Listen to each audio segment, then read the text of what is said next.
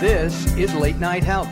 This is the radio show that cares about the most important part of your life, your health. During the next hour, the insane Daryl Wayne and I are going to take a look at issues that are really multi-generational. Later in our show, we're going to talk about falling as a senior, how to protect yourself from that, and other issues of aging. During this first half, we're going to talk about teenage problems of low self-esteem and the drugs and trouble that they can get into. Daryl, hello, and I said I was going to talk to you. So I know. I just wanted to get an update. Everything going swimmingly? I was a teenager and I had drug issues, and now I'm an old man and I fall on occasion. So I'm up for both conversations this morning. That's right. And you don't have, and you're no longer using, as they say, right? Yeah, a long time ago. Long time ago. 36 years. 36 years clean. That is terrific. In the early days of radio, or my radio career, every station I worked at, I had to sign a drug-ola and a payola release. Did you? I worked at K-Rock. We didn't care. Oh, okay. The more the merrier. Everything was great. Got it. Well, when I was at KFI and in Memphis and out here in Ventura County, oh well. I didn't have to on the radio networks. Boring. Yeah, I know. Forget it. All right, let's go to Los Angeles. I think the West LA area. We're going to spend some time with Kim Chronister. She's Dr. Kim Chronister, the clinical director of LA-based Key Transitions. Dr. Kim, welcome to Late Night Health. Thank you. So good to be with you guys. So, with the pandemic, with being closed in, I think everybody of any age is going, stir crazy. I know that after I've been in the house for a day and haven't been out, I'm going nuts. I really am. And I'll make any excuse just to drive a few miles away, run into a store and come back. Is that true, do you think, across everybody, that the pandemic has caused this claustrophobic effect and lowered our self-esteem? It really has. It has for everybody. And the problem with staying in is that you habituate to it. So what happens is you can become more socially anxious and to an extreme degree even agoraphobic. But as much as you want to get out, now you're so habituated to staying in that your social skills can be lacking, or you can simply just be nervous to be around other people. But that's particularly the case with adolescents. Yeah, it would seem to me that it would hit them more.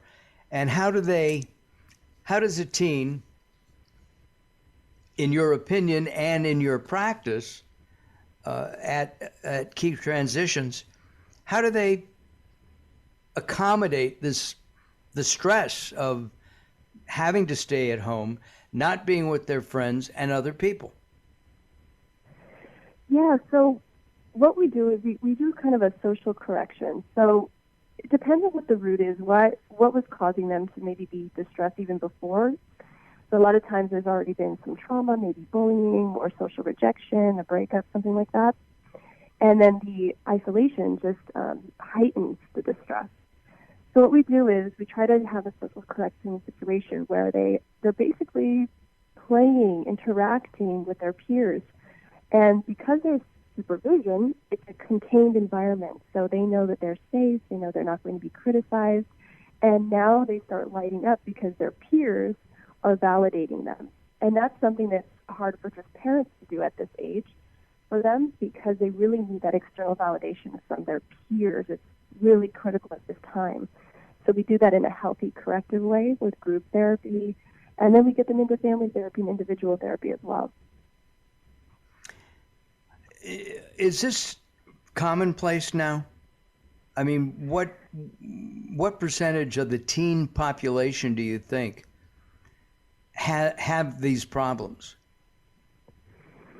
You know, The problem is that there's usually a root. So there's an external, there's another kind of like, well, there's an internal trigger usually.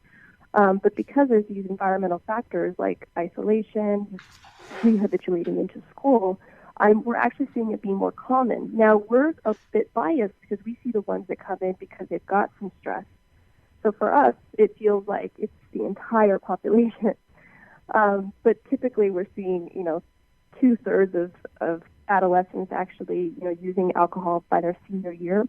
And we're also seeing the most common drug abused is marijuana still, in addition to benzos, which is Xanax, and opioids like Vicodin, Oxycontin, and that's where it becomes very problematic. I saw that, and I wouldn't know how to get that unless I went to a doctor. Of course, I don't live with my parents, but is that where they get it? They go into the family medicine cabinet and take a couple of Xanax or Oxycontin? That is one way that they can get it, and we have seen them access it that way, and the parents may not even know that that's a risk factor. But that is piece. Social media is also, unfortunately, another way for them to access drugs, prescription drugs. And then they can find it from their peers at their high school, unfortunately. Wow. Now, the day that we're recording our show, California has lightened up COVID restrictions. I'm not sure. I tried to read and see what it is. They're still recommending vaccines. They're still recommending wearing the mask, but there's no distancing issues anymore. I think, rock and roll venues and sporting events will still be open with less concern about the spread of COVID. Do you think this will help the teen population? Yes, I really do, and we kind of use that as a reward for them. We try to focus less on being punitive and more on rewards. That tends to help. More egalitarian, where it's like we're not pointing fingers. You're more of an equal as long as you're being respectful to staff and counselors. But we're using it as a reward so they can actually go to sporting events, amusement parks, as safely as possible. But they look forward to this, and that normalizes life for them a bit. Well, I look forward to those things as well. And, as a guy, we're just big kids at heart, right? Right. No, it's exciting. Actually, they did do studies about how often you're supposed to be scheduling these kind of events, whether it's a vacation, a sporting event. The brain actually can stay excited about an event and look forward to it, typically for 2 months in duration. So if you're scheduling an event or a vacation every 2 months, that's something to look forward to that can actually lift you out of even a depressive episode. So it's very important to schedule those events every 2 months at least, if possible. We're talking with the clinical director of LA-based Key Transitions. Her name is Dr. Kim Chronister. We're going to find out more about Dr. Kim, how she got into this field, and more about Key Transitions as Late Night Health continues. We invite you to join us at latenighthealth.com. That's latenighthealth.com. Lots going on over there. You'll see our latest shows and all kinds of things that are happening there. And if you want to find a way of listening to us on a podcast, you can go to latenighthealth.com. We have many of our podcasts listed up there. We're on iTunes or Apple Podcasts now, Google Play, and many, many, many more. I'm Mark Alyn, along with the insane Daryl Wayne. Late Night Health moves forward as we move on. You're listening to Late Night Health with Mark Alyn. The show continues in a moment.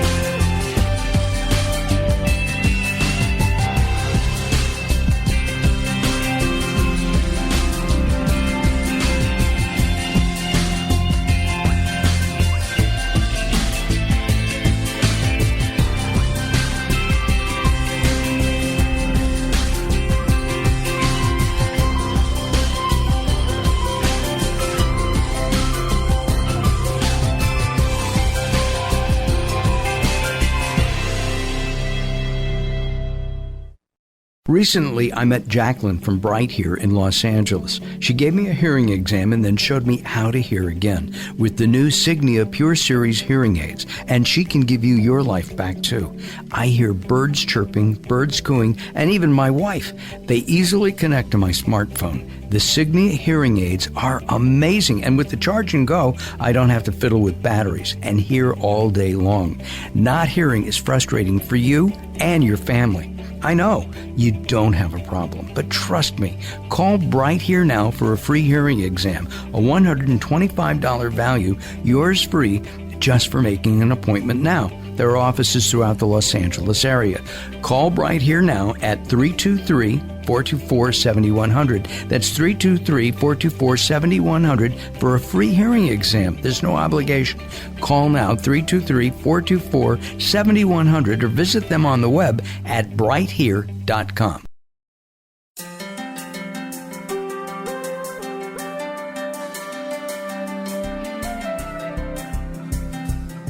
Late Night Health is proud of our partnership with the EBC, the Evolutionary Business Council. Check them out at ebcouncil.com. You're listening to Late Night Health with Mark Alyn. The show continues in a moment.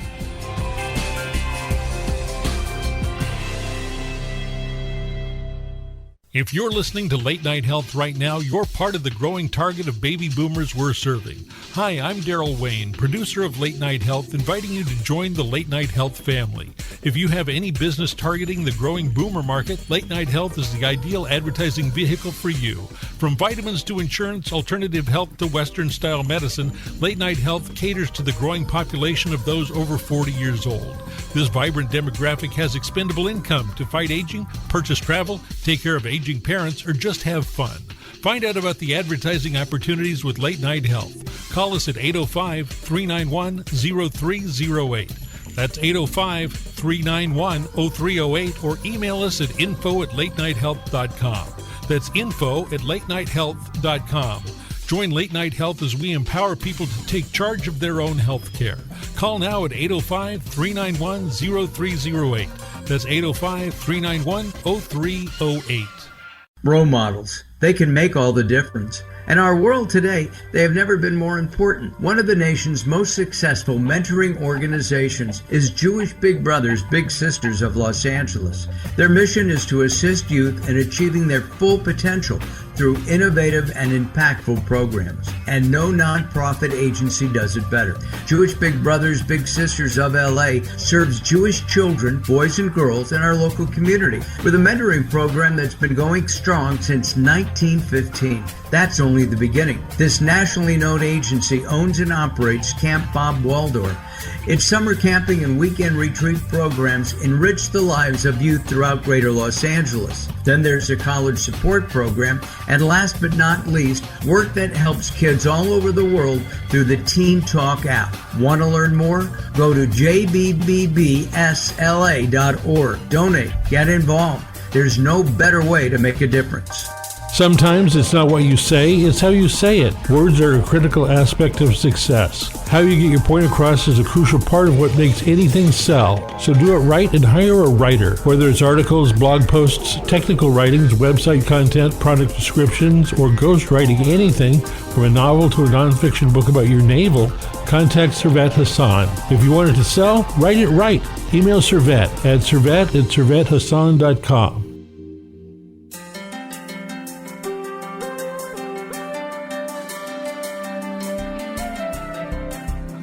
Late Night Health continues. I'm Mark Alyn, along with the insane Daryl Wayne. Be sure to join us at latenighthealth.com. We'll have a picture of Dr. Kim up there, as well as some information about what she does at Key Transitions. Kim, we're going to drop the doctor part for a moment, and we're going to ask you what led Kim to go into this field. It's such a good question.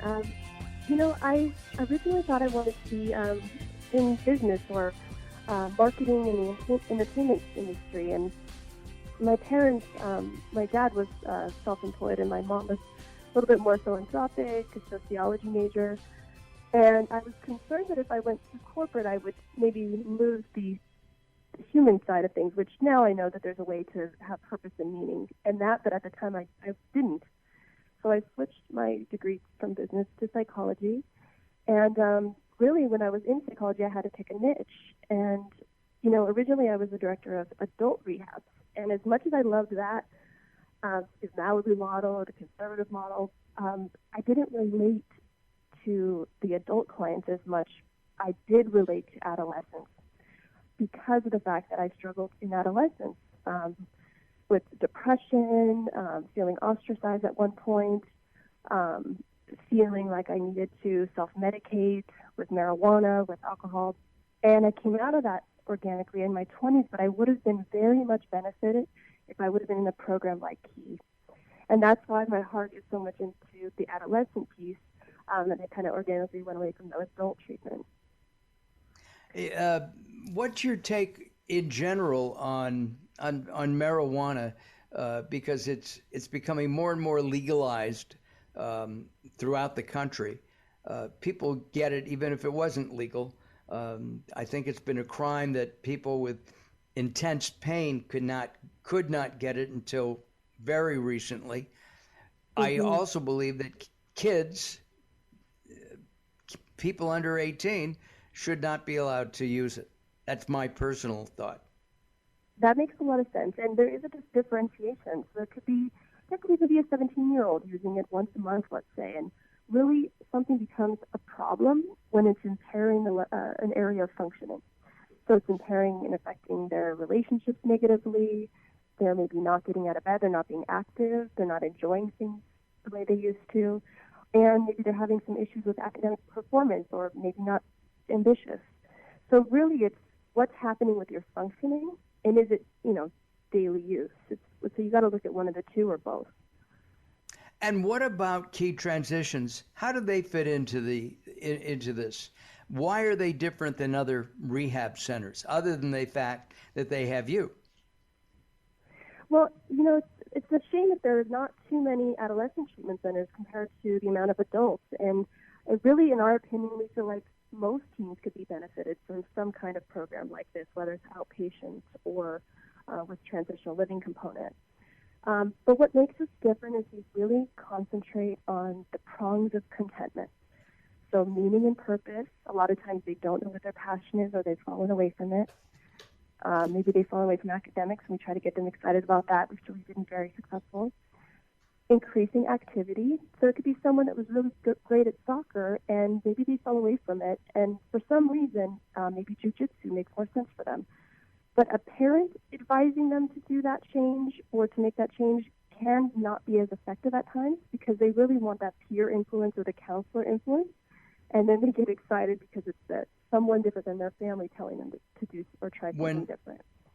When you were a kid, when you were a teen, undergoing the problems that you already stated, would you have taken advice from your folks? It was rough. I really respected my parents. They were overachievers, in my opinion.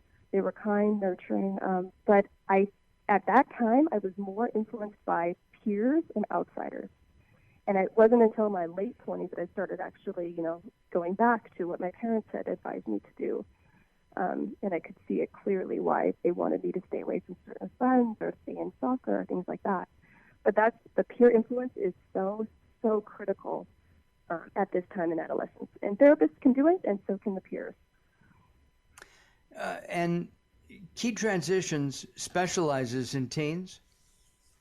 We do, yes.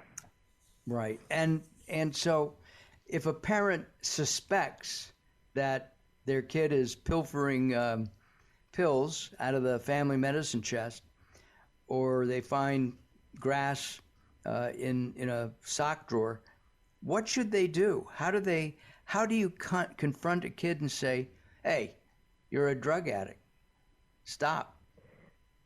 Yeah. The first thing is a lot of times people, as well-intended as they are, will just focus on the behavior. So if you can get to the feeling, is there something that you're already thinking that would help you?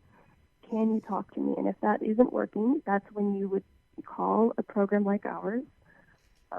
Usually it's more successful if they do group therapy and family therapy. individual therapy is helpful. The whole picture is group, individual, family. That is more corrective based on the research with teens, especially if they have conduct disorder. Got it. So And yes, at the talk same, to them and then talk to an expert. at the same time, saying to your kid, I think you're taking drugs, stop it. That's got to be hard on the parent as well as on the teen, especially if maybe they're depressed but they're not on drugs. Yeah, especially that way. And then, yes, you'll see the parents drug testing them, but if there's not like a therapeutic intervention, a lot of times you'll just see them slip back or try to get away with finesse the drug testing piece. And now the behavioral issue may or may not be corrected, but the emotional issue isn't. So then you see the behavioral issue rear its head again, which is whatever the conduct issue is, stealing or fighting or drugs or academic performance issues. Got it. Is Key Transitions inpatient or outpatient? So Or we have a both? transitional living component.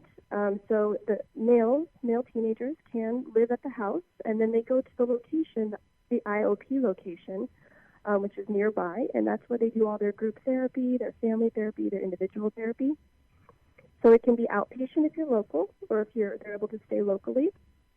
And then if you are out of state, they can also stay at a transitional living while they're doing the program. So it's a combination. You can, the child can stay. Do you have it? Do the kids say, "I don't want this. I'm going to run away. I'm out of here"? Is that a common response? No, you know what? We actually make it our job for them to want to be there. So we actually make it as stimulating as possible. So we really focus on making the program as interesting, as stimulating, as varied as possible. That's why we have a music studio on site. We have a music producer that comes in. We focus heavily on activities, sports. So we make it palatable so that they want to be there. So, maybe the first 1 or 2 days it's going to be tough. It's going to be even harder on someone that has a lot of urges to use. But then we have people that are in recovery at our program that inspire them in addition to the therapist. So with that, it's like a familial environment where they end up wanting to stay most of the time. And what is your success rate? So we have someone that's actually monitoring the stats on that one. It can be tough to gauge that, but as far as I've seen anecdotally, I gauge it on, do they want to be there? Are they staying sober while they're there? Are they getting a sponsor? Now, AA doesn't have to be for everyone, but if they do have a sponsor and they've subscribed to that, there's more likelihood they're going to be abstinent afterwards. And that's typically more important even for the opioid abusers. So we have just people that are using marijuana, and then we have people all the way up to that have had overdoses in the past. Wow. But they tend to take the sobriety very seriously, especially if they're in AA. Dr. Kim, thank you very much for joining us today.